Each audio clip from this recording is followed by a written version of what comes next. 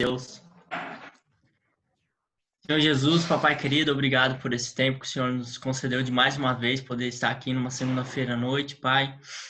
Senhor Jesus, eu oro pela vida do César, que o Senhor possa colocar as palavras na boca dele, que não seja dele o que ele venha nos ensinar, Senhor Jesus, mas aquilo que o Senhor compartilhou com ele e também aquilo que o Senhor quer falar conosco nesse tempo, Senhor Jesus, nessa noite, Pai.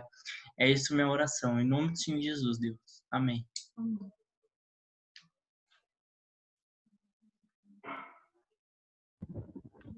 Amém.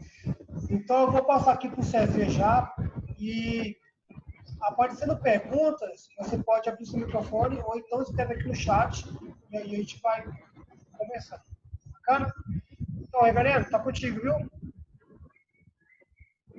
Tá certo, Rony. Deixa só eu ajeitar aqui o meu Zoom, que ficou só uma telinha pequenininha. Não sei agora como é que maximiza ele. Deixa eu só voltar aqui. Tá vendo aí essa?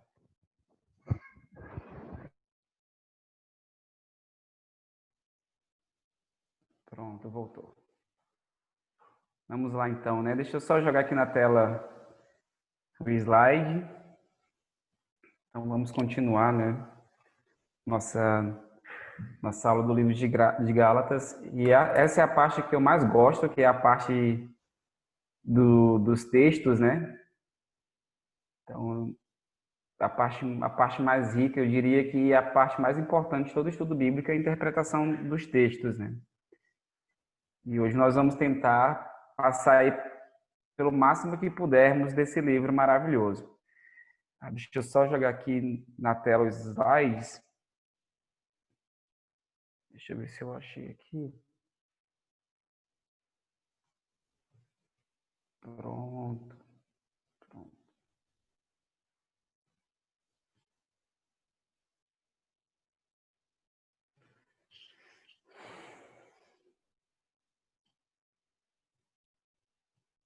Ótimo.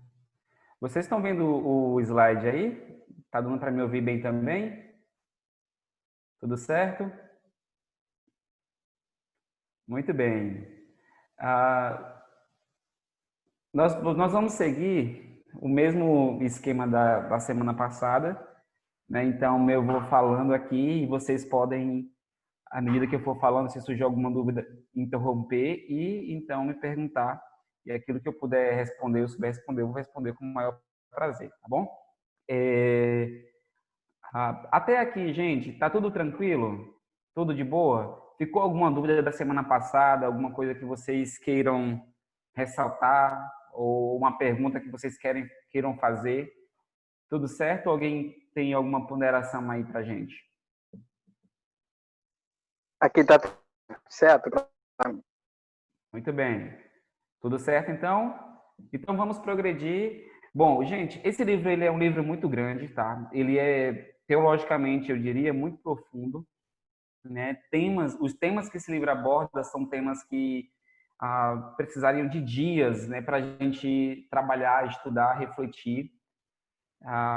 Então, qual que é o nosso objetivo hoje? O nosso objetivo é elucidar o texto, é tentar deixar o mais claro possível aquilo que está diante da gente, né, que nós já estamos estudando há algumas semanas. Mas por conta do tempo, não tem como a gente se deter em algumas minúcias, tá bom? Então, o meu objetivo com vocês essa noite é tentar passar para vocês aquilo que é o essencial do livro, mas à medida que eu for falando, se ficou alguma dúvida, se algo não ficou muito claro, você pode desativar seu microfone e dizer: ô César, não entendi aqui, por favor, me ajude, e nós vamos fazer isso, tá bom? Mas eu já quero deixar vocês cientes que é um livro grande, que é um livro muito profundo, de ideias muito profundas, e que o tempo que nós temos é muito curto para tentar esgotar todo o livro, tá bom? Mas vocês têm liberdade, para à medida que eu for falando, vocês, então, interromperem aí e nós conversarmos sobre suas dúvidas, ok? Então, vamos lá, né? Vamos juntos agora aí nessa nossa peregrinação. Então, interpretação. E deixa eu só jogar aqui o slide aqui na tela. Oh, não está surgindo. Cadê? Pronto, já apareceu todas de uma vez. Então, esse livro de Paulo, a carta de Paulo aos Gálatas, ela tem a possibilidade de ter sido o primeiro livro que Paulo escreveu, tá bom? Primeiro livro. Se ele foi o primeiro livro que Paulo escreveu, ele escreveu aí em volta do ano 49 depois de Cristo, tá bom? Se não foi Gálatas o primeiro livro, foi o primeiro Tessalonicenses, mas a gente acredita que foi Gálatas, que é o primeiro livro de Paulo. Paulo está enfrentando um perigo iminente e um período que pode prejudicar a fé cristã como um todo, né? E esse perigo diz respeito à própria mensagem do Evangelho de Cristo, né? Se a mensagem do Evangelho for adulterada, toda a fé cristã se perde. Então, o conteúdo do Evangelho precisa ser preservado, o Evangelho precisa ser guardado e anunciado. E para isso, nem mesmo o apóstolo Paulo pode acrescentar alguma coisa ao Evangelho. Mesmo que ele tenha sido pregador, ele não tem o direito de alterar o Evangelho, muito menos pessoas que não compreenderam a mensagem do Evangelho. Dentro da igreja da Galácia, que aí nós temos um conjunto de igrejas em várias cidades, não é uma igreja específica, você tem então esses judeus que entraram na igreja, eles começaram a trazer uma mensagem diferenciada para a igreja. Eles diziam que as pessoas poderiam ser salvas por Cristo, mas antes elas teriam que se tornar judias, né? Elas tinham que guardar, elas tinham que se circuncidar, elas tinham que guardar os dias santos e tudo mais. E isso para Paulo é inadmissível. Essas pessoas que estão na igreja, elas estão atacando a mensagem de Paulo e elas estão atacando o próprio Paulo, né? Estão atacando a mensagem apostólica e o próprio apóstolo. Então, primeira parte da carta, Paulo ele vai se deter principalmente em defender o seu apostolado, tá bom? Paulo ele vai deixar muito claro que a sua mensagem ela tem uma origem divina. Paulo vai deixar claro que o evangelho que ele prega está em harmonia com o evangelho, com a mensagem dos apóstolos, é por isso que ele vai falar às vezes que ele foi em Jerusalém e voltou. E ele vai dizer que a mensagem dele tem origem em Deus, né? Tem origem em Deus e não em terceiros, correto? O apóstolo Paulo também ele vai defender a própria, como posso dizer, a exclusividade do seu chamado, né? Ele não é chamado por homens, ele é chamado por Deus. Então, os primeiros 2 capítulos, eles tratarão basicamente desses temas aí, e um testemunho pessoal e uma defesa pessoal de Paulo diante das acusações que esses intrusos que se infiltraram na igreja começaram a acusá-lo, correto? Então, vamos lá então. Vamos pegar aqui o primeiro capítulo 1, capítulo 2, dentro desse contexto que eu acabei de explicar para vocês. E aí você tem a introdução do versículo 1 ao versículo 5, e é uma introdução interessante porque ela não é comum nas cartas de Paulo, tá? Paulo, normalmente, ele começa se apresentando, ele começa trazendo uma saudação e uma ação de graças, né? Um louvor ou palavras de gratidão ali por aquela igreja. Mas uma igreja da Galácia, Paulo não faz isso. Ele já entra assim, já com toda a força, né? Ele não tá muito com muita paz de espírito para trazer longas saudações, não, e nem ações de graça. Ele já quer ir direto ao ponto. Então, versículo 1, versículo 5, a gente lê assim: Paulo, apóstolo não da parte de homens, nem por intermédio de homem algum, mas por Jesus Cristo e por Deus Pai, que o ressuscitou dentre os mortos, e todos os irmãos, meus companheiros, as igrejas da Galácia. Graças a vós outros, a vós outros e pais, da parte de Deus nosso Pai, nosso Senhor Jesus Cristo, o qual se entregou a si mesmo pelos nossos pecados para nos desarraigar deste mundo perverso, segundo a vontade de nosso Deus e Pai, a quem seja a glória pelos séculos dos séculos. Amém. Essa passagem, ela é carregada de significado. Primeiro, você tem no versículo 1 e 2, Paulo dizendo a origem do seu chamado e a exclusividade do seu chamado. Paulo é apóstolo não porque alguém o fez apóstolo, não porque uma pessoa, um outro ser humano o incumbiu dessa jornada. O próprio Deus o chamou, ele é da parte de Deus, nem de homem algum, né? Nem de homem algum. E a mensagem dele, ela está fincada em Jesus Cristo, em Deus que é Pai, na obra salvífica de Jesus, que morreu e ressuscitou dentre os mortos, né?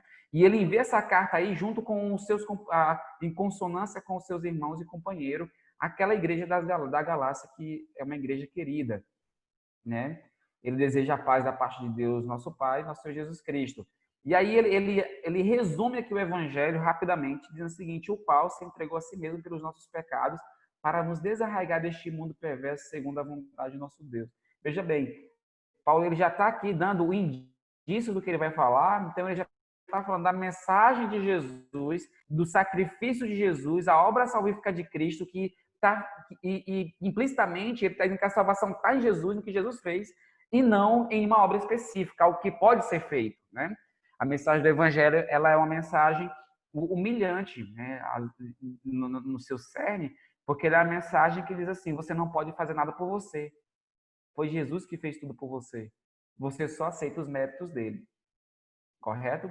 Então, é uma breve introdução direta, sem elogio, e ele já parte porque ele quer partir direto para o assunto. Correto? Do versículo 1 ao versículo 5, alguma dúvida?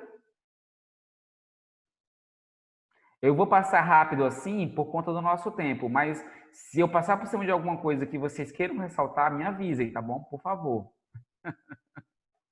Correto? Alguém quer falar alguma coisa? Não? Então, amém. Então, a carta mesmo, ela começa a partir do versículo 6 até o versículo 9, tá bom? Então, diz assim o texto: admira-me que estejais passando tão depressa daquele que vos chamou na graça de Cristo para outro evangelho, o qual não é outro, senão que há alguns que vos perturbam e querem perverter o evangelho de Cristo. Mas ainda que nós, ou mesmo um anjo, vindo do céu, vos pregue o evangelho que vá além do que temos pregado, seja anátema. Assim, já dissemos, agora e repito, se alguém vos pregar outro evangelho que vá além do que recebeste, que seja anátema. Então, essa é uma passagem interessante, e o próprio Paulo, ele já mostra aqui a sua perplexidade com a apostasia dos Gálatas. O que é a apostasia, gente? É esse esfriamento da fé, esse distanciamento da fé. Paulo fica perplexo diante da realidade do que está acontecendo na igreja da Galácia, porque aparentemente Paulo escreveu a carta, gente, menos de um ano que ele pregou nessa igreja, nessa região. E agora, o povo que recebeu tão bem, lá na frente nós vamos perceber que eles receberam Paulo tão bem, e Paulo foi ter com ele por providência divina, doente, provavelmente com problema nos olhos e aparentemente desfigurado também. E Paulo, por conta da sua doença, tinha todos os motivos para ser desprezado por eles. Ainda assim, eles receberam Paulo com todo o amor e que, se possível, eles teriam dado os próprios olhos para que o apóstolo pudesse ficar bem. Então, Paulo tinha uma ligação afetuosa com essa igreja, Paulo amava essa igreja também tinha esse afeto por Paulo, mas agora, com menos de um ano da mensagem pregada, de Paulo ter passado por aquela igreja, você tem uma apostasia. Então, Paulo começa dizendo assim: eu estou admirado que vocês tão depressa, né, já passaram da graça de Cristo para outro evangelho. Né? Como assim, gente? Foi tão rápido. Agora há pouco eu estava com vocês. E aí ele vai recapitular o que ele diz. Ele vai dizer assim: peraí, outro evangelho, o qual não é outro. Por que não é outro evangelho? Porque não existe outro evangelho. Né? Existe o evangelho. E tudo que se tenta ser similar ao evangelho é uma imitação barata que não corresponde à verdade. O evangelho é apenas um. E ele não é adulterado, ele não pode ser adulterado, ele não pode ser mudado, ele é inalterável. Então ele vai pegar no versículo 7 seguinte, o qual não é outro evangelho, né? Senão que existem algumas pessoas que estão pervertendo o evangelho de Cristo. Existe um evangelho, esse é o evangelho de Cristo, não existe outra mensagem. O que está acontecendo é que existem pessoas entre vocês que estão pervertendo essa mensagem, que estão torcendo essa mensagem e estão tentando comunicar um outro evangelho.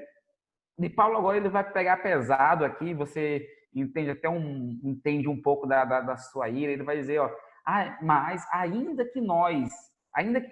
ainda que o próprio Paulo e os seus companheiros, aqueles que foram primeiro e pregaram o evangelho aos Gálatas, ainda que eles ou até mesmo um anjo vindo do céu, né, pregasse outro evangelho que fosse além daquele evangelho que foi previamente pregado, essa pessoa tinha que ser amaldiçoada, entregue à destruição. Veja bem, o evangelho ele é tão inalterável, a sua mensagem é tão única, que nem Paulo, sendo o seu pregador mais eficaz, o pregador mais eficaz da história, pode acrescentar nada a ele.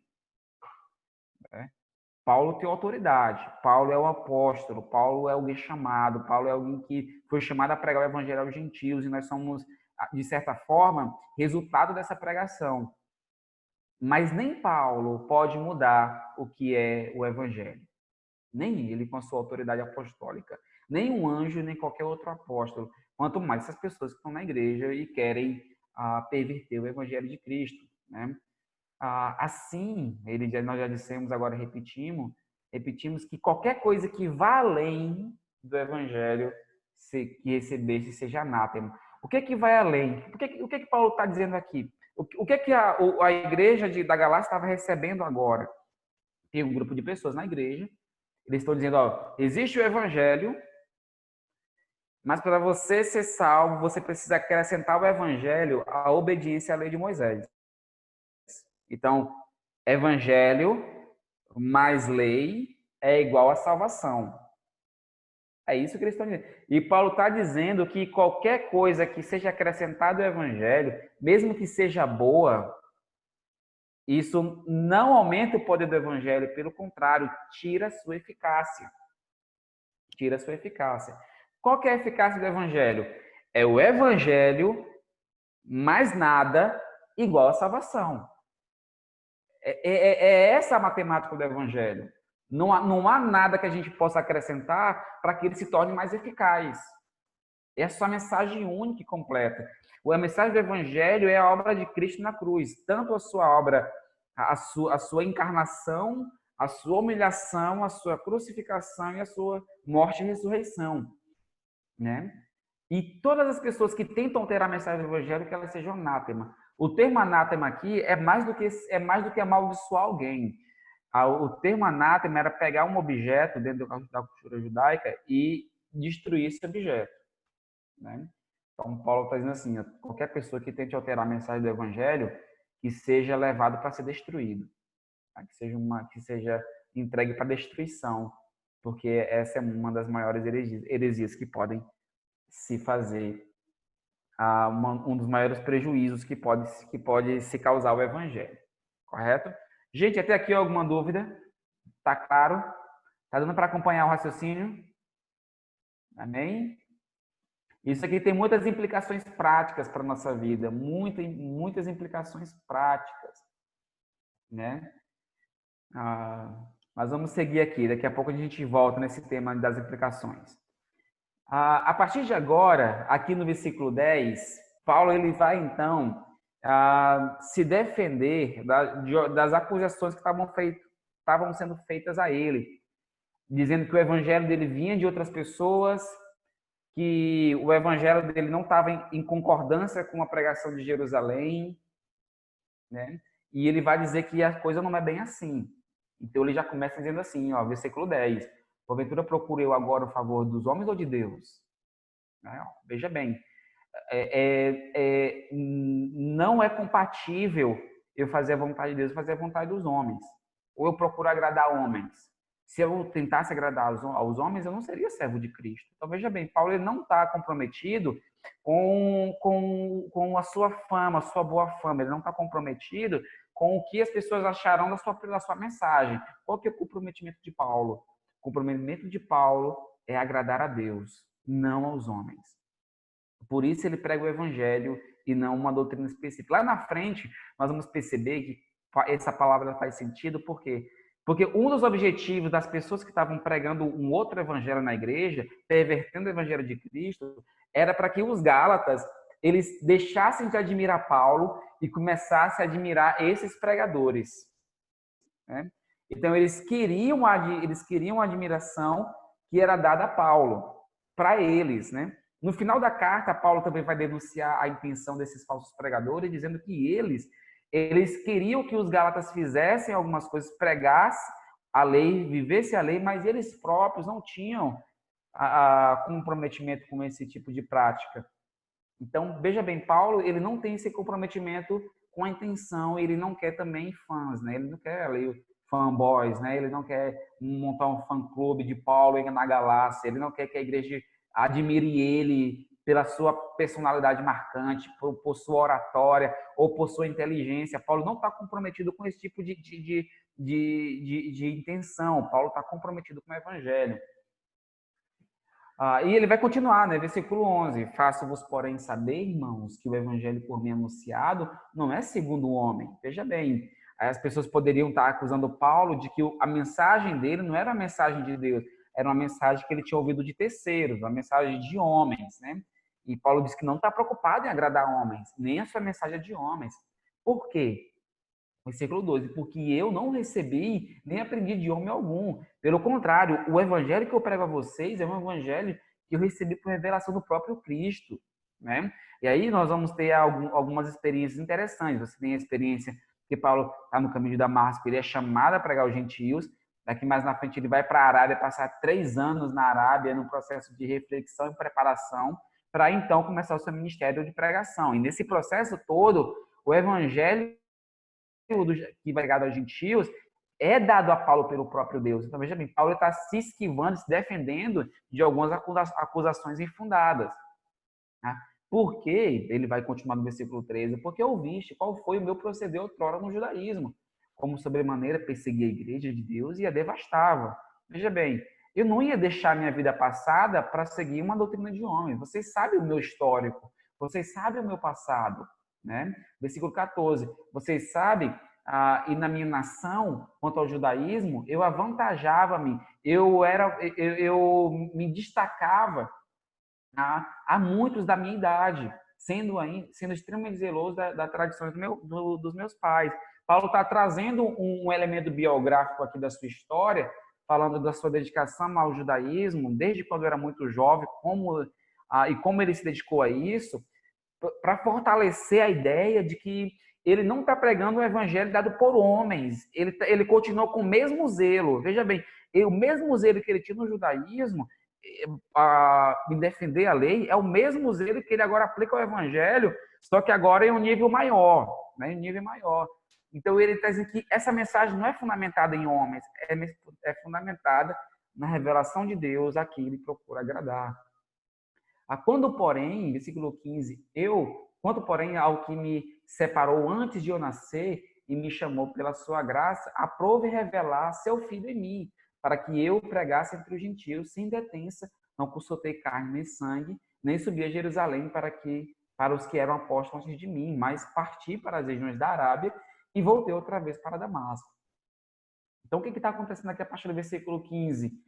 O Paulo está dizendo para essas pessoas que estão recebendo a sua carta, para as igrejas da Galácia, que embora ele tivesse no judaísmo a sua história, o seu fundamento, e ele, como ele falou anteriormente, ele devastava a igreja de Deus, Deus tinha um propósito para ele ainda no ventre da mãe. Isso é interessante, porque, veja bem, quem Paulo foi antes de Jesus, né? Paulo, ele devastou a igreja, ele perseguiu e matou muita gente. Mas veja, a preparação de Paulo, mesmo antes de ser cristão, foi algo que potencializou o seu ministério, né? Deus, ele preparou Paulo, mesmo que longe daquilo que era verdade, para que essas habilidades que ele adquiriu ao longo da sua vida, da sua história, quando encontrasse com o evangelho, elas fossem, então, instrumentos de Deus para pregação aos gentios, pregação às nações. Historicamente, Deus faz essas coisas, né? Deus, ele pega habilidades que nós aprendemos ao longo da nossa história, até pessoas que não o conhecem, e usa dessas habilidades em prol do seu reino. E Deus fez isso com Paulo, né? Paulo, ele entende esse processo, e ele disse que quando Cristo foi revelado a ele pela graça, não porque ele merecia nada, quando ele teve essa revelação, ele poderia ter ido para Jerusalém direto, mas ele não foi para Jerusalém encontrar com os apóstolos que eram antes dele. Quando ele recebeu essa revelação, a gente percebe a partir de Atos 9 que ele foi para Damasco, ele ficou em Damasco um tempo, de Damasco ele foi para a Arábia, Depois ele voltou para Damasco. Nesse processo todo durou 3 anos.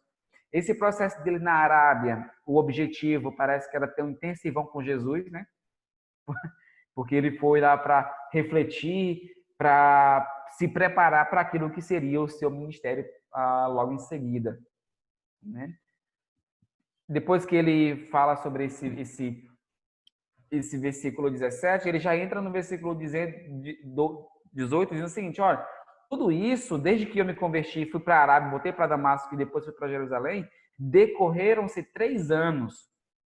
Então, depois desses 3 anos, eu fui para Jerusalém, eu fui encontrar com Cefas, que no caso aqui é o próprio Pedro, e ele permaneceu com Pedro, depois de 3 anos de ter encontrado com Jesus, 15 dias, né? Ele disse que ele não viu nenhum outro apóstolo, senão o Tiago, irmão do Senhor. Por que Tiago, irmão do Senhor? Porque o Tiago, gente, ele se tornou líder da igreja em Jerusalém.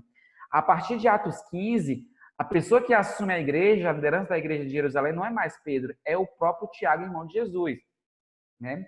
E é interessante porque quando que Tiago se converteu, né? A resposta está em 1 Coríntios capítulo 15.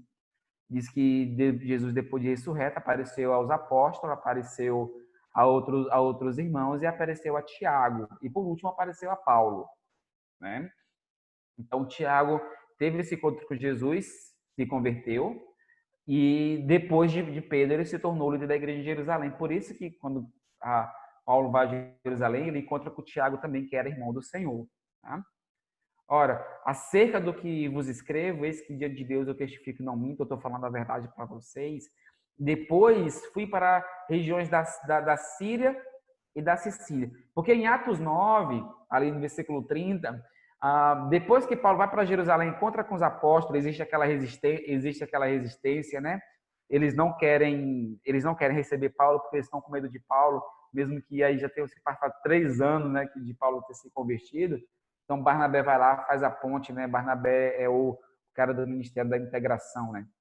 Ele pega aquela pessoa que está ali um pouco deslocada, faz a ponte e conecta essa pessoa ao grupo dos 12 ali. Depois daquele encontro, Paulo tem que voltar para casa, então eles mandam o Paulo para Cilícia. Paulo volta para a região de Cilícia, a região onde ele nasceu, né? Em Tasso. Tasso era a capital da Cilícia. E Síria. Então ele fica por ali mais ou menos 12 anos, né? 11, 12 anos, que é quando depois ele vai voltar a pregar com Barnabé. Versículo 22. E não era conhecido de vista das igrejas da Judéia que estavam em Cristo. Ouvindo somente dizer, os irmãos da Judéia de Jerusalém, aquele que antes nos perseguia, agora prega a fé, que outrora procurava destruir. E eles glorificavam a Deus a meu respeito. Ou seja, o fato da conversão de Paulo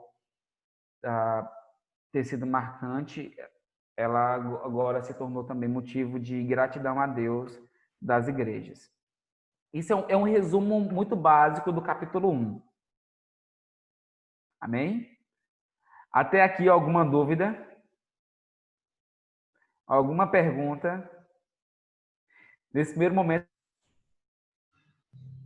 Paulo está, então, aí entendendo o seu apostolado e mostrando logicamente como que o seu processo de conversão aconteceu, tá bom?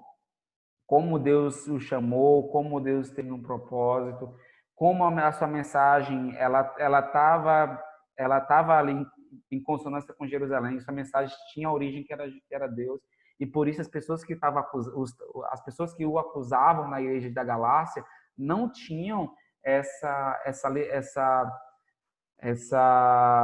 legitimidade para o fazer, porque ele era uma pessoa chamada, vocacionada e autenticada por Deus para o ministério, e esse capítulo 1 deixa claro aí a sua trajetória. Tá bom? Alguém quer perguntar alguma coisa?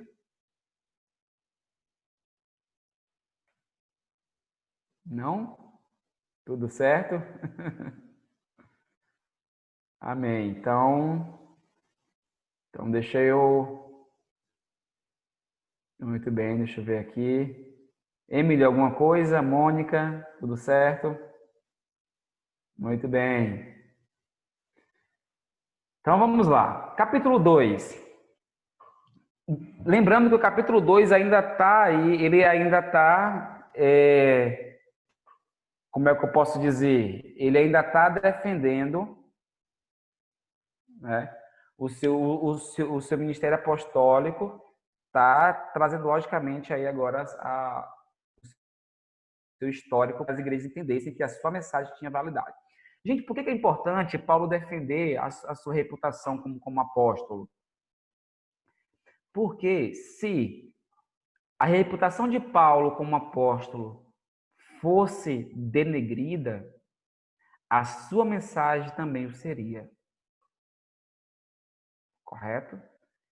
Se a sua autoridade como apóstolo for questionada, o que ele escreveu também será questionado. Né? E aí são duas acusações que os infiltrados da Galácia estão fazendo a Paulo. Primeiro, a legitimidade do seu chamado, e segundo, a legitimidade da sua pregação. Tá? No primeiro momento, Paulo está defendendo a legitimidade do seu chamado. E depois ele vai defender a legitimidade da sua pregação. Ok? Deixa eu só me ajeitar nessa cadeira aqui, senão eu vou cair, que ela está fazendo um movimento estranho aqui.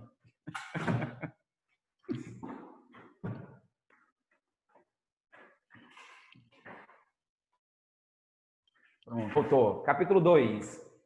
Então, Paulo vai continuar sua autobiografia. Ele vai dizer assim no versículo 1, 14 anos depois desses eventos que eu acabei de narrar para vocês, eu subi outra vez a Jerusalém, e dessa vez eu não fui sozinho, dessa vez eu fui com Barnabé e também levei Tito. Tito é importante aqui para essa narrativa, tá bom? E por que eu subi a Jerusalém depois de 14 anos? Nesse tempo todo, Paulo já estava em Antioquia da Síria, já estava pregando com Barnabé, né? E ele diz aí no versículo 2 que ele subiu para Jerusalém. Essa cadeira... Gente, só um minutinho, eu vou trocar de cadeira. Essa cadeira está sendo complicada aqui para mim.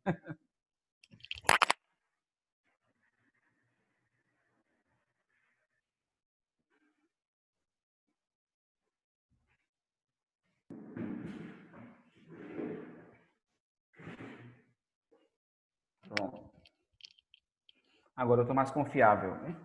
Mais confiante. Isso aqui não vai me derrubar, não. Então, Paulo ele vai dizer assim, eu fui a Jerusalém 14 anos depois desses eventos que eu falei para vocês. Lembra bem, ele se converteu, depois da conversão, 3 anos depois, ele foi a Jerusalém, encontrou com Pedro, encontrou com Tiago, depois voltou para a Cilícia e ficou lá por muitos anos. Nesse inteirinho, Barnabé o chama para trabalhar em Antioquia com ele. Paulo está em Antioquia com Barnabé, e agora ele vai pegar uma narrativa que se passa 14 anos depois, tá bom? Então, 14 anos depois, eu fui a Jerusalém com Paulo, com Barnabé e Tito, e versículo 2, subi em obediência a uma revelação. Né? Que revelação é essa que ele subiu? Aqui há uma discussão a respeito de que revelação seria essa, né? Mas se tudo está se a gente acredita que a epístola de Gálatas foi escrita aí para a Galácia do Sul, né? Aí nessa primeira carta, mais ou menos no ano 49 depois de Cristo, a gente entende que essa revelação a que ele subiu é aquela revelação de Ágabo. Ágabo, né? Que Ágabo disse que ia vir uma grande fome. Tá rindo aí, né, Rony? E eles foram para Jerusalém e levaram suprimentos para os pobres de Jerusalém. E esse aí está em Atos capítulo 11. Tá bom? Atos capítulo 11, versículo 7 ao 30, que é onde tem essa revelação de Ágabo. E nessa ocasião, de ir a Jerusalém, por causa dessa revelação da fome que viria a Jerusalém, ele, então, lhes expôs o evangelho, né, que ele prega. Então, ele aproveitou a ocasião para apresentar para a igreja de Jerusalém o evangelho que ele pregava, né? O evangelho que ele pregava entre os gentios. Mas, em particular, ele resolveu fazer isso para os que tinham maior influência na igreja. Então, ele está se referindo aos líderes da igreja, para, de algum modo, não ter corrido em vão. Versículo 3. Contudo, nem mesmo Tito, que estava comigo, sendo grego, foi constrangido a circuncidar-se. Olha como é interessante esse episódio. O que está acontecendo na igreja da Galácia? Os irmãos da igreja estão se circuncidando, estão passando por uma fimose, né? uma operação para dizer que isso faz parte do reino de Deus. Por que a circuncisão, gente, ela é importante nesse contexto? A circuncisão ela foi dada para Abraão como um sinal da aliança, né? Um sinal perpétuo da aliança de Deus com Abraão e com a nação de Israel. Então, todo o israelita que se preze, ele é circuncidado, porque essa é a marca histórica da aliança que Deus tem com o seu povo, né? Quem não é circuncidado não faz parte do povo de Deus aqui na concepção dos judeus. Então, eles entendem que a salvação pode ser por Cristo, mas vocês têm que se circuncidar para ser povo de Deus, né? E nessa ocasião que Paulo foi a Jerusalém e pregou o evangelho, e Tito foi com ele, e Tito aqui, ele é um gentil. Paulo diz que ele é grego, então ele pode ser grego literalmente, ou ele pode ser um gentil, porque o termo grego poderia apenas ser um outro sinônimo para gentil. E ele diz que Tito não foi constrangido a se circuncidar. Por quê? Porque se Paulo tivesse ido para Jerusalém, tivesse falado para os apóstolos o evangelho que ele pregava, e ainda assim eles tivessem obrigado Tito a se circuncidar, a mensagem do evangelho estaria comprometida. Por quê?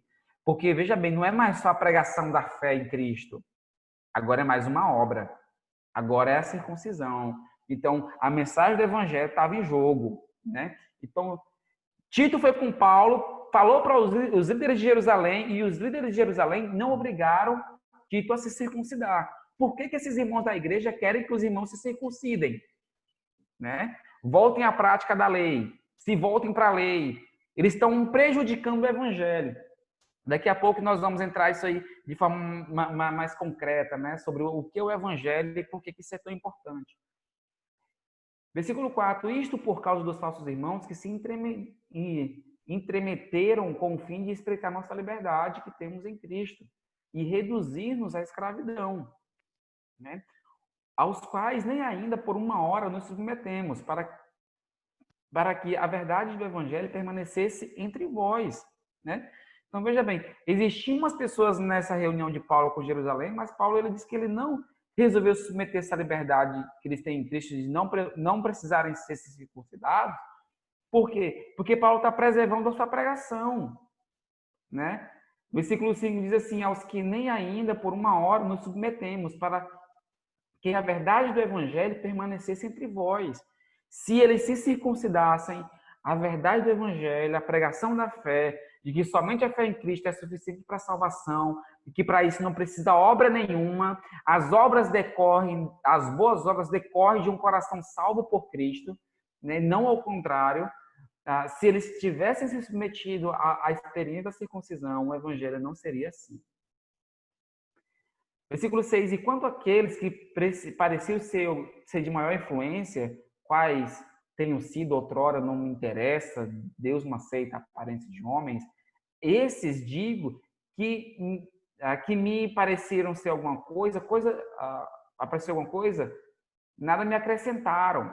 Antes, pelo contrário, quando viram o evangelho que prega o evangelho da circuncisão, versículo 7, antes, pelo contrário, quando viram que o evangelho da circuncisão me fora confiado, da circuncisão, como o Pedro da circuncisão, eu li aqui um texto antecipadamente. Versículo 6. E quanto àqueles que pareciam ser de alguma influência, falando dos líderes da igreja, quais tenham sido outrora, não me interessa, Deus não aceita a aparência humana. Esses digo que me pareceu ser alguma coisa, nada me acrescentaram. No que sentido? No sentido de que a mensagem de Paulo estava completa. Eles não acrescentaram mais nada à pregação de Paulo.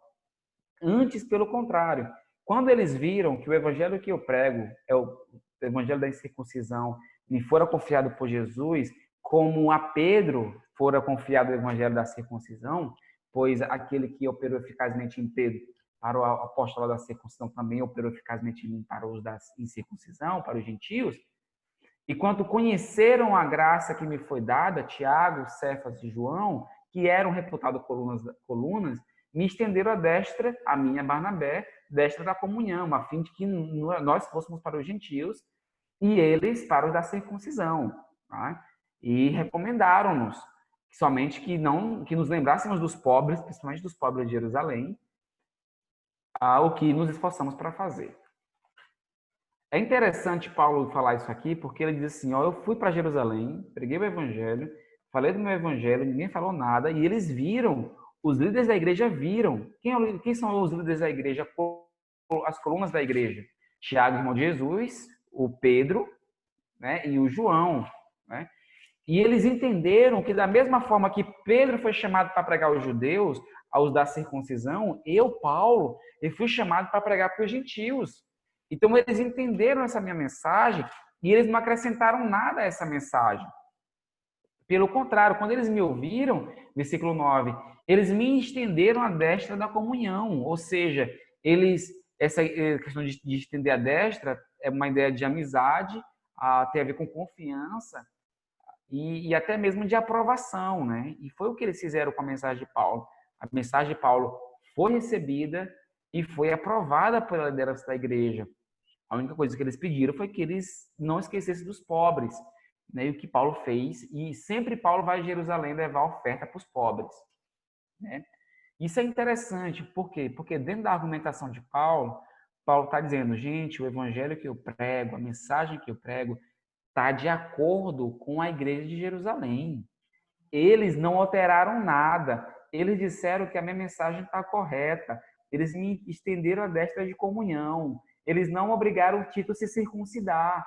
Por que que vocês estão dando ouvidos agora para um grupo de pessoas que está na igreja que querem espreitar a liberdade que vocês têm em Cristo, tentando acrescentar algo ao evangelho que, na verdade, não combina. Não combina, né? No raciocínio de Paulo, mérito e graça não combinam, né? Ou você ganha as coisas por mérito, ou você recebe por graça. Paulo está dizendo que a salvação em Cristo, ela não é mérito de ninguém. No mundo contemporâneo que a gente vive, nós somos medidos pelos nossos méritos. É o que nós chamamos da política da meritocracia. Você merece, você fez por merecer, você foi uma boa pessoa, você cumpriu todos os rituais, você cumpriu todas as regras, então você merece receber isso aqui. No reino de Deus, não. No reino de Deus, o mérito ele não tem poder algum. Por quê? Porque o que nós recebemos de Deus, nós recebemos por graça, de graça. E aquilo que Deus nos dá de graça, Ele dá de graça porque não tem como nós conseguirmos de outra forma. Não há dinheiro que compre, não há nem obediência a Deus que se possa comprar a graça, né? A nossa obediência a Deus, ela é um resultado da salvação graciosa que ele manifestou a gente. E não algo que eu mereci, eu fiz por merecer. Correto? Gente, no capítulo 2, do 1 ao 10, alguma dúvida? Na verdade, eu queria, não é uma dúvida, mas conversar um pouquinho sobre isso. No versículo 4, tem uma que fala, né, que alguns estão tentando reduzi-los a condições de escravos, né? E aí isso me fez lembrar de Lucas 15, quando Jesus estava falando sobre o filho que saiu da casa do seu pai.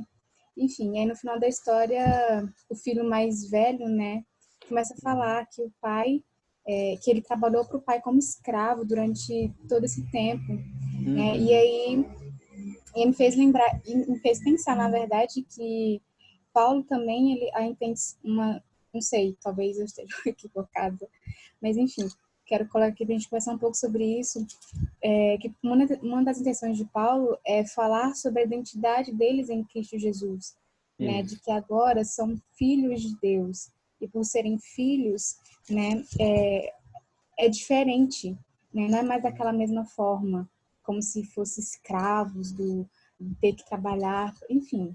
E aí, no caso, sobre isso está mais lá para frente, né? No capítulo 3, 4, né? Para falar mais sobre essas questões. E eu acredito que você vai acabar chegando nesse assunto, né?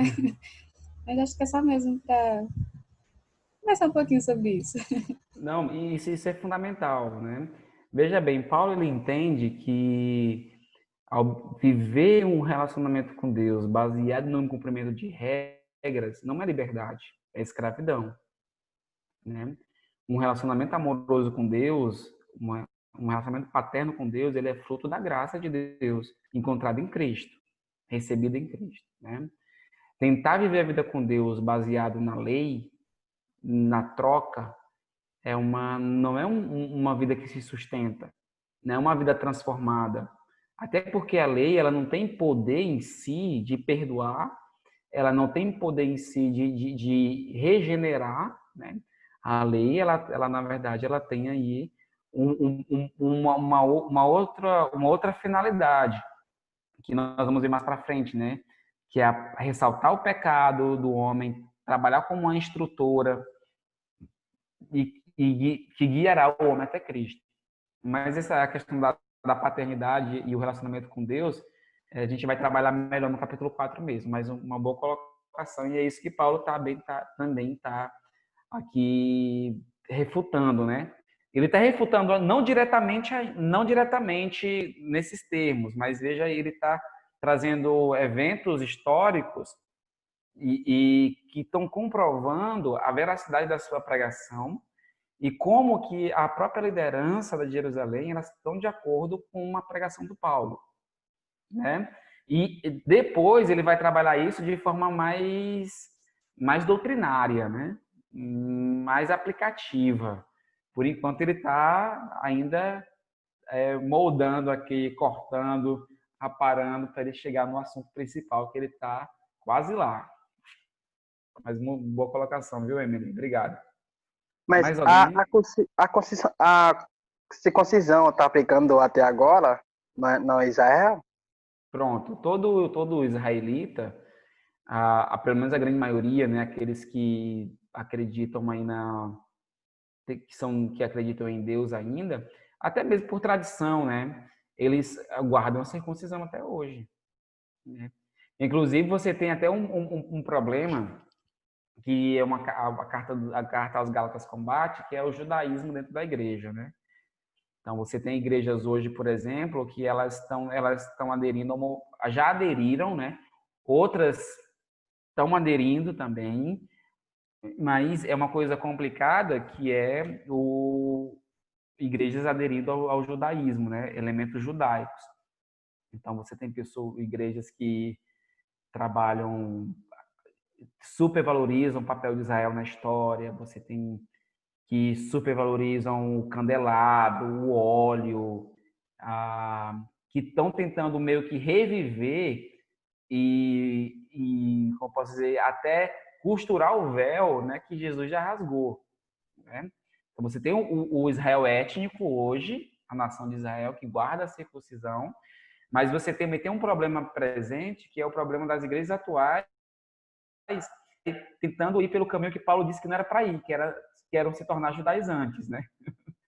Depois nós vamos falar sobre isso, mas igrejas até querem se circuncidar, líderes querem se circuncidar, né? Isso é uma perversão da graça de Deus, porque não tem nada que a gente possa fazer que aumente a graça de Deus, né? Ou a salvação de Deus. Correto? Obrigado, foi. Muito bem. Versículo 11, então. Quando porém, Cefas veio de Antioquia... E aqui ele vai lembrar de outro episódio, viu, gente? Esse episódio precisa prestar atenção, que ele é chave. Ele falou de Jerusalém, já falou quando foi, já falou da sua pregação, que já foi aceita, e agora ele vai pegar um episódio de Pedro, e ele vai confrontar Pedro, e dentro desse confronto que ele faz a Pedro, tem aí uma instrução poderosíssima do que é o evangelho, correto? Então, versículo 11. Olha, quando Pedro veio a Antioquia, onde Paulo e Barnabé pregavam, eram os líderes da igreja, eu resisti-lhe face a face, porque ele se tornou repreensível. Com efeito, antes de chegar alguns da parte de Tiago, ele comia com os gentios. Quando, porém, chegaram, ele afastou-se e, por fim, veio até apartar-se, temendo-os da circuncisão. E também os demais judeus dissimularam com ele, a ponto de o próprio Barnabé ter se deixado levar pela dissimulação deles. O que está acontecendo? Pedro foi visitar a igreja de Jerusalém. Quando ele chegou, ele estava bem com os gentios, estava comendo com os gentios. Só que quando chegou alguns membros de Jerusalém, de Tiago, do líder da igreja, Pedro ficou com medo, né? Pedro ele não agiu de acordo com as suas convicções, né?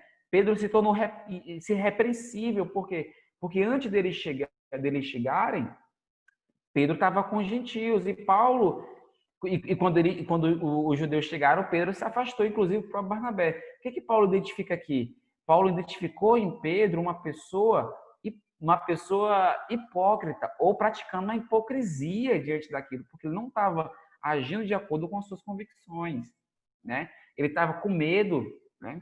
E talvez porque por ser judeus, né, etnicamente judeus, e a etnia que tem um poder, a etnia pode se tornar uma idolatria, né? Em uma forma de legalismo, por não querer ser associado aos gentios, ele se afastou, e isso também é um sinônimo de legalismo. E Paulo viu nisso algo a ser repreendido. Então, versículo 14.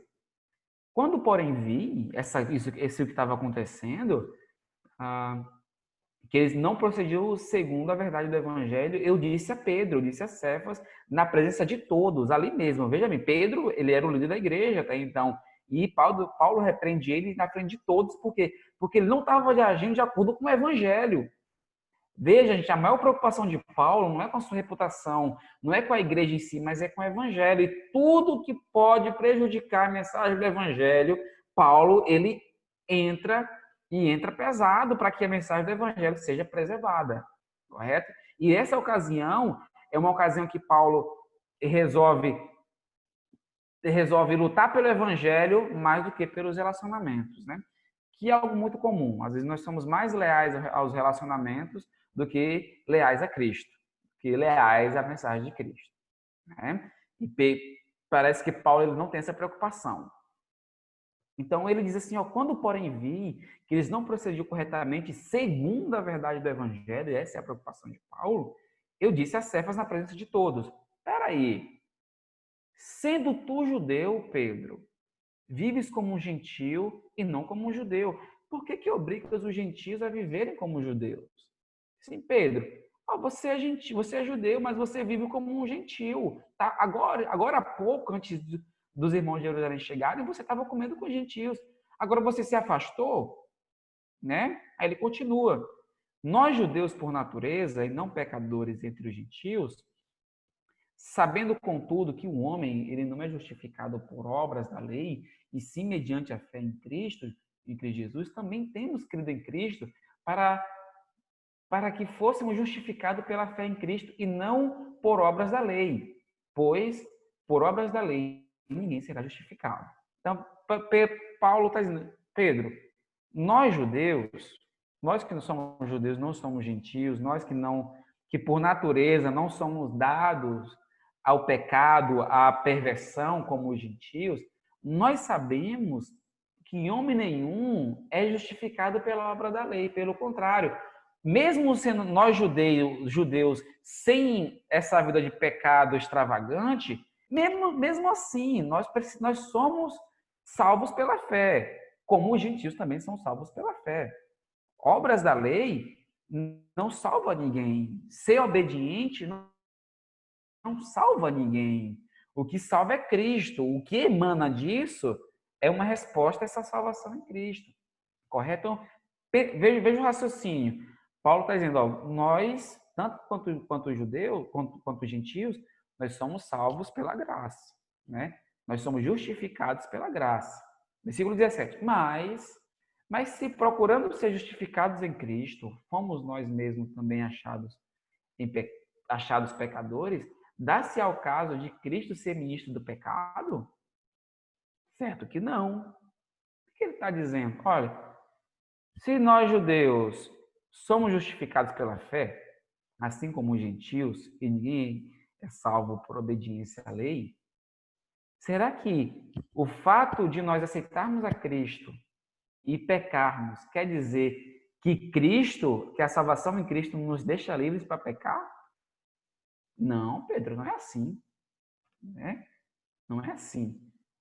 Veja bem, entenda bem. Paulo está dizendo que o fato deles serem justificados em Cristo, mesmo sendo judeus, sem uma vida extravagante de pecado, não dá liberdade para eles pecarem. Por quê? Porque se for assim, Jesus não é o ministro da salvação, ele é o ministro do pecado. Ele não anula o pecado, ele permite o pecado. Correto? Versículo 18. Porque se torna a edificar aquilo que destruí, a mim mesmo me constituo transgressor. Porque eu, mediante a própria lei, morri para a lei a fim de viver para Cristo. Estou crucificado com Cristo. O que ele está dizendo, gente? Mediante a lei, mediante a obediência às regras e aos rudimentos desse mundo, o que você está fazendo, Pedro, porque os irmãos de Jerusalém chegaram, para essas coisas eu morri. Eu morri para a ideia de que eu sou salvo pela lei. A lei nunca salvou ninguém. A lei não aperfeiçoa ninguém. Eu morri para a lei. Ora, se eu morri para a lei não tem mais eficácia condenativa sobre mim. Não tem mais eficácia sobre mim. Eu morri para ela. E estou crucificado com Cristo. Eu morri para esses rudimentos, para essas práticas legalistas que vocês têm como meio de salvação e vivo para Cristo.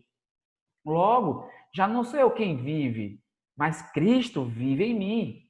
E esse viver que agora vivo pela fé no Filho de Deus, que me amou e assim mesmo se entregou por mim. Não anulo a graça de Deus, pois se a justiça é mediante a lei, segue-se que Cristo morreu em vão. Né? Então, olha o raciocínio de Paulo. Olha, nós somos salvos, justificados em Cristo, pela fé. Tá? Isso não nos dá liberdade para pecar. Correto? E outra coisa, eu morri para a lei porque eu não tenho mais na lei a minha salvadora.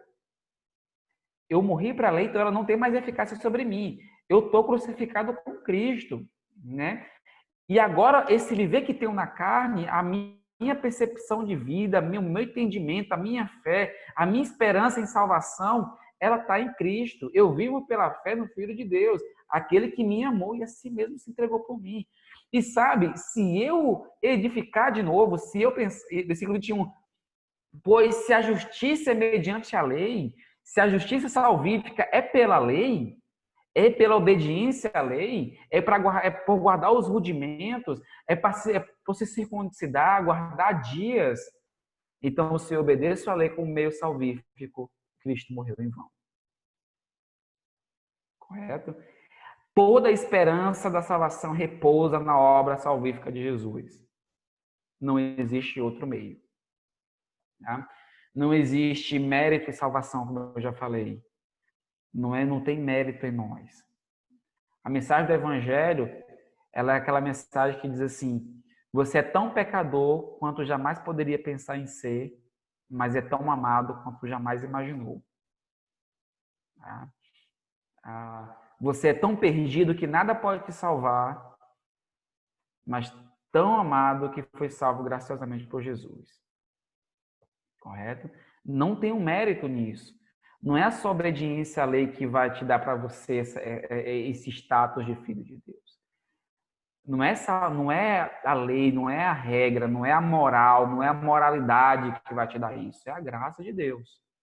A moralidade, ela vem como uma resposta. A obediência à lei, nós vamos ver depois, ela é uma resposta a essa graça alcançada em Jesus.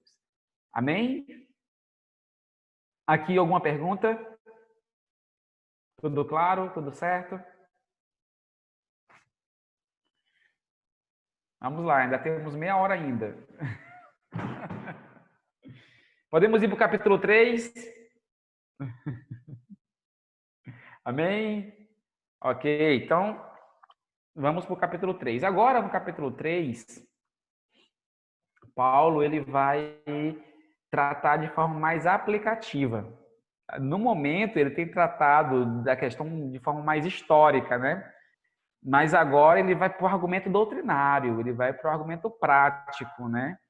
E aí ele já começa no capítulo 3, do 1 ao 5, apelando para a experiência dos Gálatas. Ele diz assim: Gálatas, Gálatas insensatos, vocês são muito insensatos.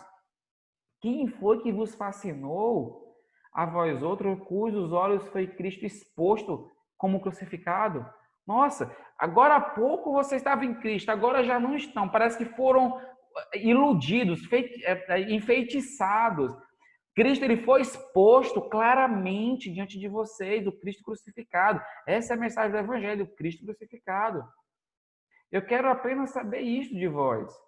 Recebeste o Espírito pelas obras da lei ou pela pregação da fé? Como foi que vocês receberam o Espírito? Veja, a obediência à lei, ela não te dá o Espírito Santo. O Espírito vocês receberam pela fé. Sois assim insensatos que, tendo começado no Espírito, estejais agora vos aperfeiçoando na carne? Olha, gente, isso aqui é interessante demais. Comumente, os crentes, e historicamente assim, eles pensam que a mensagem do Evangelho é só para salvação. Né? Não, o Evangelho é só para salvação.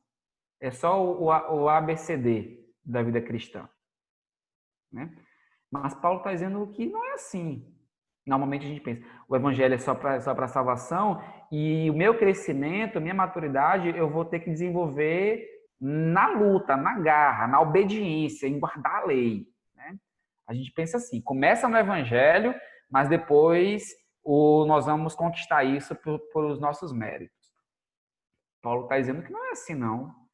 Que nós somos salvos pela graça, pelo Evangelho, e nós somos moldados ao longo da vida pelo próprio Evangelho. Tá? Sois assim, sapos que vocês, tendo começado no Espírito, agora estão se aperfeiçoando na carne. Né? Normalmente, comumente, a gente esquece da graça de Deus e a gente se volta para a lei. Né? Então, quando a gente peca, por exemplo, ou algum outro sentimento de culpa vem, a gente esquece da obra salvífica de Cristo, a gente quer se auto-justificar, né? A gente pensa que a gente tem que sacrificar, que a gente tem que fazer um sacrifício para Deus para que as coisas voltem ao normal, para a vida com Deus ser restabelecida, mas não é assim, né? Nós somos aceitos pela graça, vivemos na graça de Deus, a partir disso nós obedecemos a Cristo, isso não dá liberdade para pecar, mas em momento nenhum eu posso ter a esperança de que o que eu faço para Deus é o que vai manter o meu relacionamento com Ele. O que mantém nosso relacionamento com Jesus e mantém isso fielmente foi o que Cristo fez. Vai além de você, vai além de mim. Né? Vai além de você, vai além de mim. Terá sido em vão que tantas coisas sofrestes, na verdade, se na verdade foram, aquele pois que vos concede o Espírito, que opera milagres entre vós, porventura, o faz pelas obras da lei ou pela pregação da fé? Então, Paulo está apelando para a experiência deles. Veja bem, Cristo foi exposto diante de vocês. Vocês receberam o Espírito pela pregação da fé ou pela lei? Vocês começaram no Espírito, agora querem amadurecer na carne, é isso mesmo que vocês estão fazendo, né? Aí ele vai concluir, a operação de milagres no meio de vocês, ela foi feita pela fé em Cristo, pelo Espírito, ou foi feita pelas obras da lei? Veja, a obra da lei não tem eficácia espiritual nesse sentido. Né? Então, Paulo apela para eles. E Paulo agora vai entrar num assunto mais profundo da situação, que ele vai apelar para o próprio Abraão, que a discussão está aqui. Quem são os filhos de Abraão? Paulo está dizendo que os filhos de Abraão são todos aqueles que descendem de Abraão pela fé. Os judeus não, vão dizer que os filhos de Abraão são todos aqueles que são circuncidados e fazem parte da lei abraâmica. Né? Então ele vai dizer assim, versículo 6. É o caso de Abraão, por exemplo, que creu em Deus e isso lhe foi imputado para a justiça. Né? Sabei, pois, que os da fé é que são os filhos de Abraão. Ora, tendo a Escritura previsto que Deus justificaria pela fé os gentios, ele anunciou o Evangelho em Abraão, dizendo, em ti serão benditos todos os povos. Paulo está dizendo, gente, se nós formos olhar para trás, nós formos olhar para Abraão, que é o pai de todos nós, Abraão vai concordar mais comigo do que com vocês. Por quê? O que foi que justificou Abraão? Será que o que justificou foi o fato de Abraão ter tido a disponibilidade de entregar Isaac? Não foi isso. Anterior a esse fato, Em Gênesis 15, Deus já tinha imputado, já tinha salvo Abraão pelo fato de Abraão ter crido em Deus. Então, o texto vai dizer, Abraão creu e isso lhe foi imputado como justiça. A imputação aqui, ela tem a seguinte ideia. Você recebe a conquista de outra pessoa. Então, imagina que você está em um tribunal e você é culpado. Você vai receber todo o peso da lei porque você é merecedor daquilo.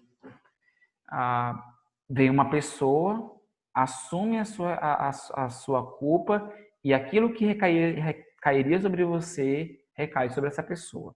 O que essa pessoa conquista com o seu sacrifício agora vai para você. Você agora é justo. Né?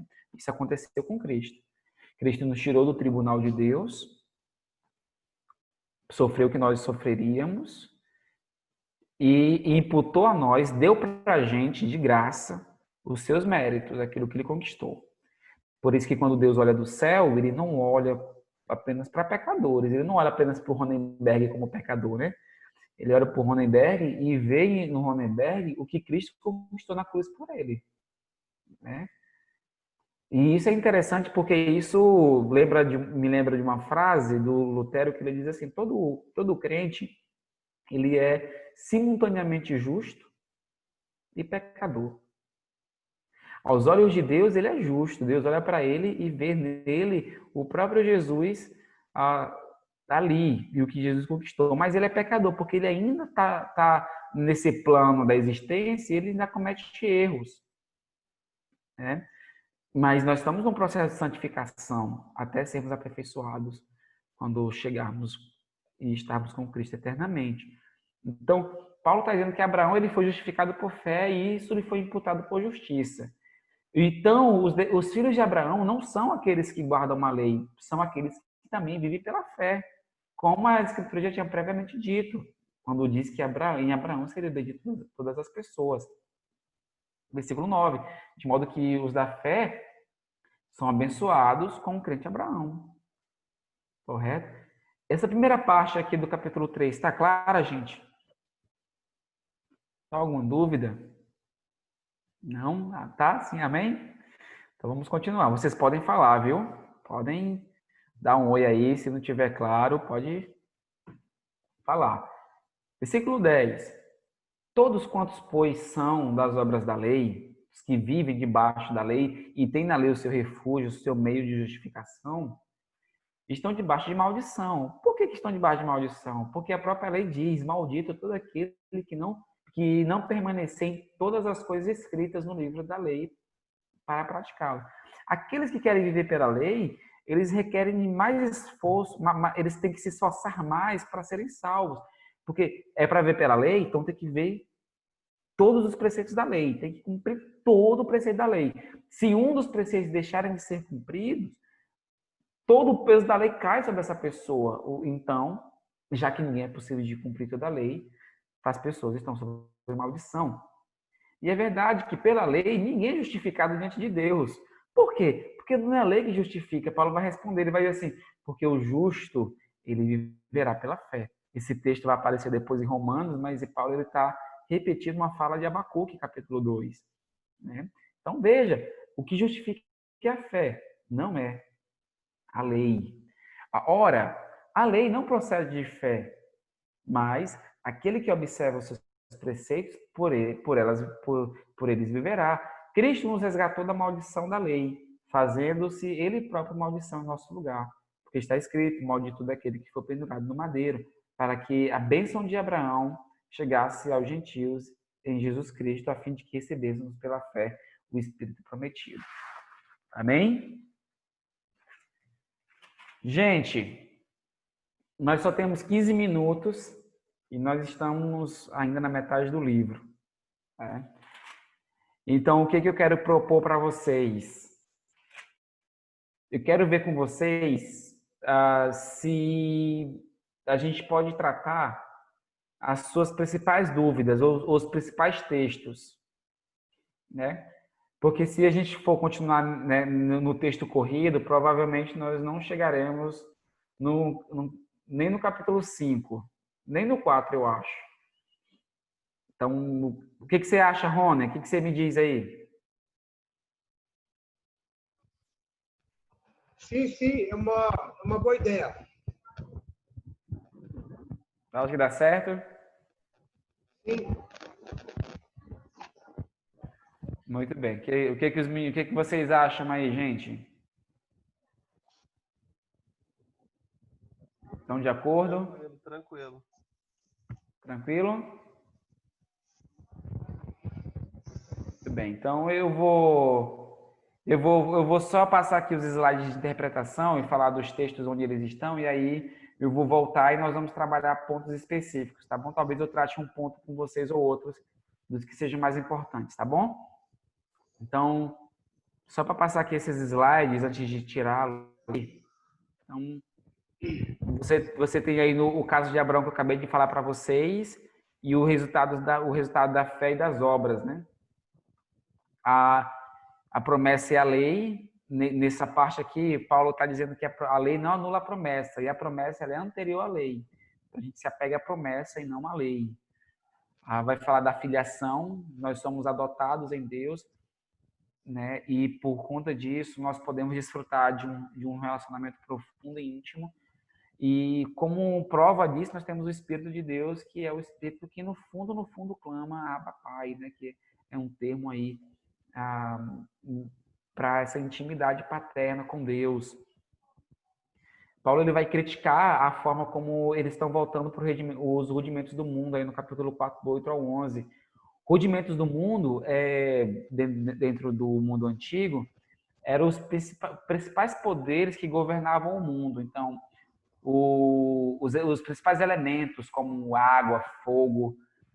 O povo antigo acreditava que eles estavam debaixo da influência desses principados, né? Desses principados, que eles chamavam de rudimentos do mundo. E que, dependendo de como esses rudimentos eles estavam, se estavam em paz ou não, isso influenciava a vida deles. É como se fossem os astros, né? Só que, no caso, eram deuses. E Paulo diz que eles saíram dessa escravidão, desses falsos deuses, que na verdade não são deuses, né?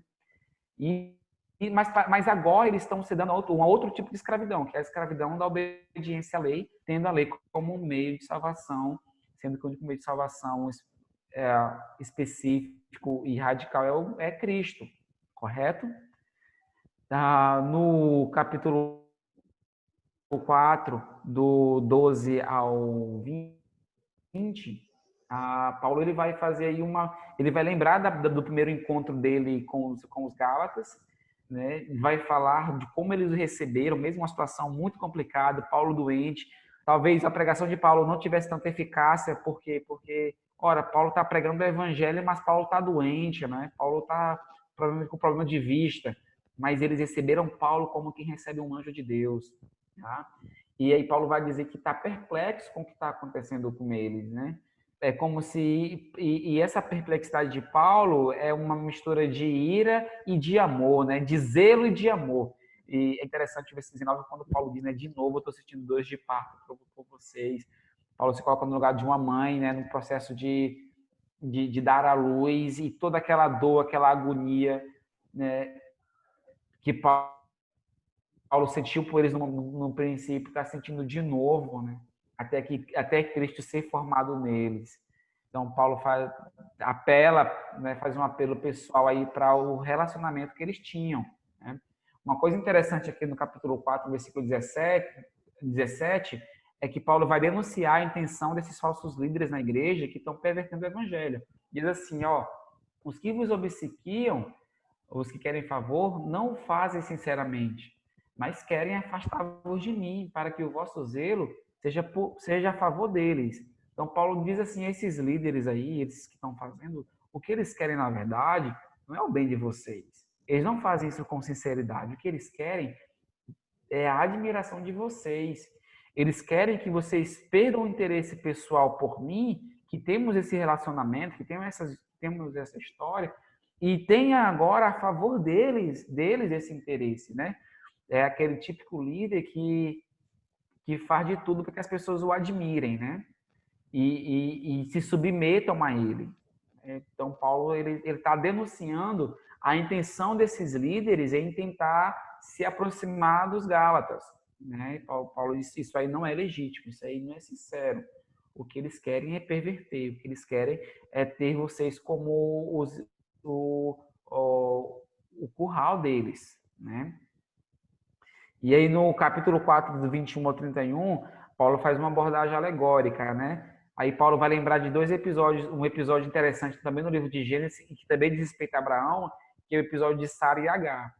Deus deu a promessa para Abraão de que ele teria um filho, e esse filho, ele seria o descendente, e quem daria à luz a esse filho seria Sara, correto? Só que Sara vê que o tempo está passando, ela está ficando cada vez mais velha e Abraão também, então eles não conseguem ter filho. Então Sara tem uma ideia genial, aquelas ideias de crente, né, de ajudar Deus, e diz que Deus vai fazer o plano acontecer, mas eles tinham que dar uma forcinha. Então, ela pegou uma escrava egípcia, que era Agar, e deu para Abraão deitar com ela, para que ela concebesse e a promessa de Deus se cumprisse, né? Então, você tem aí a promessa de Deus sendo cumprida por um esforço humano, né? Como se Deus precisasse desse tipo de artifício aí para que as coisas acontecessem.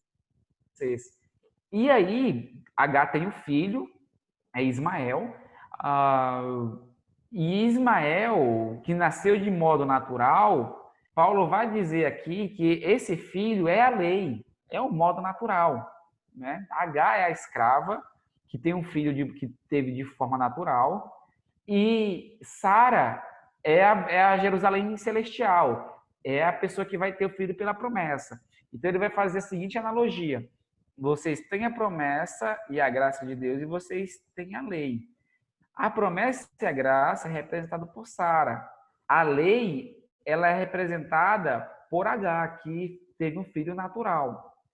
Olha, o episódio que ele vai narrar aqui é aquele episódio em que elas não estavam se dando bem e Sara pede para que Abraão mande Agar embora. E Abraão manda Agar embora com o filho.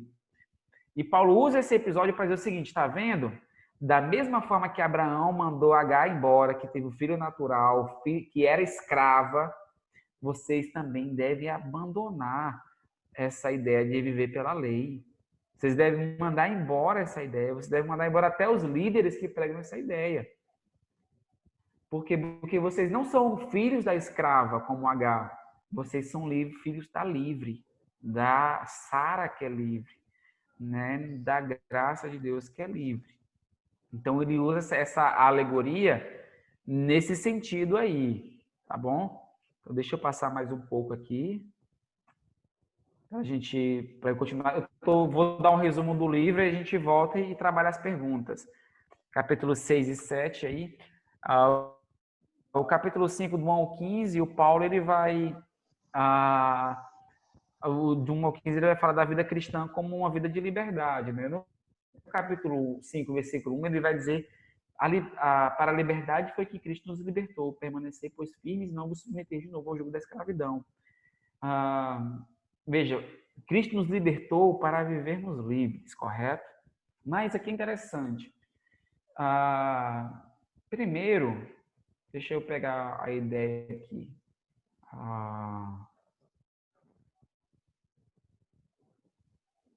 Quando a gente pensa em liberdade, a gente não pode confundir liberdade com permissividade, né?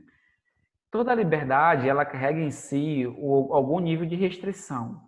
Ser livre não quer dizer que nós somos livres para fazer tudo, correto? Liberdade funciona assim. Funciona assim. Eu vou usar o exemplo do casamento, né? Para que um casamento dê certo, ele precisa, em algum grau, renunciar a liberdade. Os cônjuges precisam renunciar. Então, a pessoa que não casa, como vai saber? Como vai entender? Mas o que eu vou falar aqui vai ser compreensível para todos, eu penso. Mas os que não casam, nós vamos orar para que Deus tenha graça e misericórdia e saia do Egito logo, né? Vai dar certo.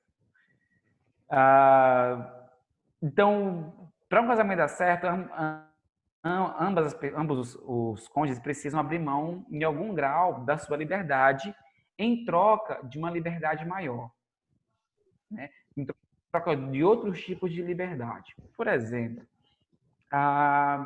Se uma pessoa casa e quer viver um relacionamento livre e dizer assim, não, ela tem que me aceitar como eu sou, tem que viver com eles, tem que entender que eu sou assim e vai ser assim, pronto, então se quiser vai ser desse jeito. Provavelmente essa pessoa, quando entrar no relacionamento, não vai durar e não vai dar certo. Por quê? Porque relacionamento requer renúncia, correto? E isso é até contra o próprio amor, porque todo amor requer, em algum grau, renúncia da nossa liberdade. Então, se você ama uma pessoa e você quer estar com ela, você precisa renunciar a parte da sua liberdade em troca daquele amor, porque se você não fizer isso, aquele amor não vai para frente, aquele relacionamento não vai para frente, correto? Mas quando você faz isso, não quer dizer que você deixou de ser livre. Você fez isso para usufruir de outros tipos de liberdade que o relacionamento propõe. Correto? Então, isso se aplica ao nosso relacionamento com Deus. Quando Deus nos chama, Ele nos chama para a liberdade. Então, Ele nos tira de um ambiente de escravidão de lei, de escravidão do pecado. Ele nos chama para uma vida de liberdade nele, mas uma vida de liberdade que não nos leva para uma vida de pecado. Uma vida que vai obedecer à lei de Deus, mas vai obedecer a partir da experiência da graça de Deus, a partir da experiência do próprio Evangelho de Deus, né? Então, foi para a liberdade que Cristo nos libertou. Então, por isso, não voltem de novo ao jugo da escravidão e viver pelas coisas que vocês viviam antes. O jugo aqui é uma série de ensinos e práticas que deveriam ser guardadas para que isso alcançasse a salvação. Paulo está dizendo que as coisas não funcionam assim. Claro? Do 5 ao do capítulo 5, do 16 ao 26, vai falar sobre a vida cristã no Espírito, né? Então, ele vai falar que vai trabalhar dois instintos ou duas naturezas, né, automotivadoras que militam dentro do coração do crente, que é a carne e o espírito, né? E aí ele vai dizer que as obras da carne, ele vai dar uma série de obras da carne e depois uma lista de obras do espírito, né? O fruto do espírito e obras da carne. As obras da carne, elas são separadas da seguinte forma. Você tem, primeiro, relacionado à sexualidade. Então, pureza, prostituição e lascívia, né? Prostituição é a vida sexual sem compromisso. Impureza é uma perversão de sexo com qualquer coisa. E lascívia é uma vida sexual descontrolada. Então, ele coloca dentro desse grau. Ele vai falar também que as obras da carne, elas corroem os relacionamentos humanos. Então, ele vai dizer que obras da carne também tem a ver com religião. Ela é uma imitação da fé cristã. Então, idolatria e feitiçaria. Por exemplo, a feitiçaria é uma tentativa de imitar o poder do Espírito Santo. E a idolatria é uma tentativa de imitar Deus, né? Então, e obras da carne tem a ver, primeiro, ele vai colocar nesse âmbito sexual, no âmbito religioso, e depois no âmbito relacional, que ele vai dizer que as obras da carne corrompem os relacionamentos, como inimizades, porfia, ciúmes, ira, discórdia, dissensões, facções, invejas. E aí, por último, ele vai falar da extravagância e do abuso de substâncias, que aí já é uma agressividade ao próprio corpo, né? Então, ele vai falar de bebedices, que é o exagero, e a embriaguez e a glutonaria, que é o abuso de substâncias. Então, veja bem, ele colocou obras da carne no âmbito da sexualidade, no âmbito da religião, no âmbito dos relacionamentos, no âmbito do próprio corpo, né? Do abuso de substâncias. Ele diz que essas pessoas que praticam tais coisas, essas pessoas não devem se enganar. Ele vai dizer em alto e bom som: os que praticam tais coisas não herdarão o reino dos céus. Bom, essa palavra de Paulo não requer nenhum tipo de interpretação alegórica ou coisa do tipo, ela é literal mesmo. Correto? Viver por essas obras, o resultado é isso, né? Mas, César, nós não somos salvos pela graça? Você falou tanto aí da graça, da liberdade de Cristo. Sim, exatamente. Mas a liberdade que Cristo nos dá e a salvação, não por mérito, mas por obra de Cristo, não nos deixa isento de uma vida moral responsável. Nós não temos uma vida moral para alcançar a salvação. Nós somos salvos pela graça de Deus. E isso não vem de nós, é dom de Deus, para que ninguém se glorie. Mas o resultado disso é uma vida de boas obras, é uma vida de gratidão, uma vida no fruto, uma vida no espírito, né? E ele vai falar que o fruto do espírito produz, né? Amor, alegria, benignidade, longanimidade, bondade, fidelidade, mansidão, domínio próprio. Cada um desses termos, a gente tem uma definição lindíssima, tá? Não dá para a gente trabalhar aqui, mas seria muito bom que em outro momento vocês estudassem sobre isso. Uma coisa que eu quero falar sobre os frutos do Espírito é que a gente não deve pensar no fruto do Espírito como algo desconectado um do outro. Tá? Você já viu aquela pessoa que diz, ai meu Deus, eu preciso de domínio próprio. Né? O fruto que eu preciso é domínio próprio. Aí outra pessoa vai dizer, não, eu acho que o fruto do Espírito que eu preciso é fidelidade. Né?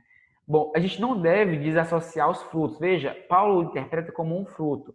Então, uma ideia é que quando um fruto, quando um aspecto desse fruto cresce, todos os outros crescem juntos. Tá? Então, não existe essa de ter frutos de uma forma e frutos de outra. Buscar os frutos do Espírito, não existe uma peculiaridade sobre um e outro, ou uma preferência de um ou outro. Quando um cresce, todos crescem. E a ausência de um desses frutos na minha vida é a ausência de todos os outros. Correto? É um fruto que cresce em harmonia, enquanto essas coisas não há lei. Ok? Aí do 6 ao 10, o Paulo vai falar sobre a vida cristã, né, na sua responsabilidade para com os outros. Então ele vai dizer, tem alguém errando, vocês que são mais maduros, corrijam essa pessoa em mansidão e brandura. Mas tenham cuidado para vocês não caírem nesse erro. Vocês devem levar as cargas uns dos outros, tá bom? Mas levem a carga uns dos outros sem soberba e sem orgulho. Por quê? Porque cada um levará seu próprio fardo, ou seja, nós temos que levar cargas uns dos outros, mas no final das contas, nós somos responsáveis por nós mesmos diante de Deus. Cada um levará o seu próprio fardo. Correto? Do versículo 11 ao 18, né, e as suas exortações finais, e ele vai de novo denunciar o papel dos falsos crentes, e ele vai se colocar como uma pessoa que carrega no próprio corpo as marcas de Jesus. Né? E quanto a isso, ninguém tinha que criticá-lo. Né? E que, no final das contas, o que vale não é guardar regras ou leis, no final das contas, o que vale é ser nova criatura. Né? É ter nascido de novo em Cristo, é ter a fé em Cristo, né? E seguir a vida como Cristo quer. Amém? Então, nós chegamos ao fim aqui, tá bom? Nesse breve resumo para vocês da carta. A aplicação, eu coloquei a aplicação global, não sei se o Rony tem outra aplicação para passar para vocês, mas de qualquer forma é isso aqui, tá bom? Pronto. Deixa eu ver aqui. 9h30, né? Alguém tem alguma pergunta? Quer fazer alguma pergunta agora? Falar alguma coisa? Antes eu quero só falar que foi um prazer estar com vocês esses dias também, tá bom? É uma carta, como eu falei no início, muito longa, não tão longa, mas muito profunda, e que para a gente trabalhar de forma minuciosa requer bem mais tempo do que o que a gente teve, tá bom? Mas eu espero